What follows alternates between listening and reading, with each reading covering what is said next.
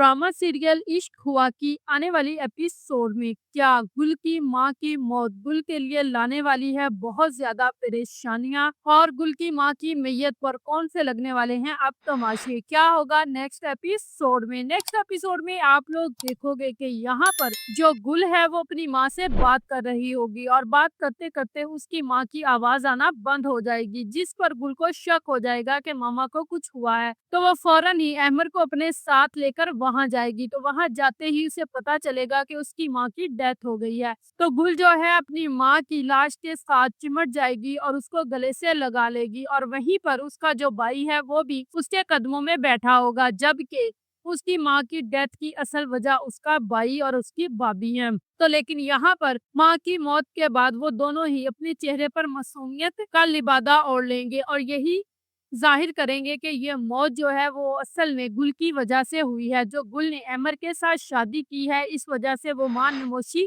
बर्दाश्त नहीं कर सकी और उसकी डेथ हो गई। तो दूसरी ही तरफ आप लोग देखोगे कि ये खबर रईस को भी मिल जाएगी कि यहाँ पर गुल की मां की डेथ हो गई है, जिस पर रईस भी यही कहेगा कि वो बुढ़िया इस तरह गई है, उसको इस तरह नहीं जाना चाहिए था। अगर उसने मरना ही था तो 2 दिन पहले मर जाती ताकि गुल की शादी ना हो पाती। तो दूसरी ही तरफ आप लोग देखोगे कि यहाँ पर अहमर की माँ को भी पता चल जाता है कि उसकी बहन की मौत हो गई है और अहमर का बाप आकर कहता है कि क्या अब आखिरी बार भी अपनी बहन का दीदार नहीं करोगी, जाकर उससे माफी नहीं मांगोगी। असल में तुम्हारे इस रवैये की वजह से ही तुम्हारी बहन इस दुनिया से गई है। तो जिस पर अहमर की माँ बागी बागी जाएगी और जैसे ही वहां पर गुल की माँ की मैयत उठने लगेगी तो वहां पर एक और तमाशा लग जाएगा और वो लगाएगी अहमर की माँ और वहां पर कहेगी कि ये सब कुछ गुल की वजह से हुआ है और गुल ने ही ये सब कुछ किया है। तो वहां पर रईस की माँ भी पहुंच जाएगी। असल में रईस की माँ भी वहां सिर्फ और सिर्फ तमाशा देखने गई है। तो सुरैया बेगम वहां पर यही कह रही होगी, जैसे ही अहमर बच्चे को उठाए